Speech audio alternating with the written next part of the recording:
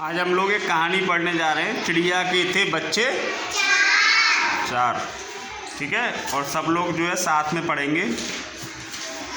चिड़िया के थे बच्चे चार, घर से निकले पंख पसार। कैसे पंख पसार के? अरे वैष्णवी, तुम तो बहुत अच्छा कर रही हो, बहुत बढ़िया। दूर दूर तक घूम के आए,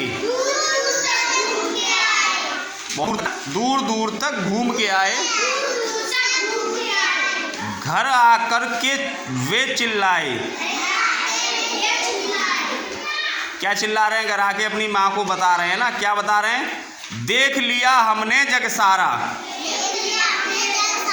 कैसे? घूम के, सारा जग घूम के आ गए और हमने सब देख लिया, पूरी दुनिया देखा है हम तो। देख लिया हमने जग सारा,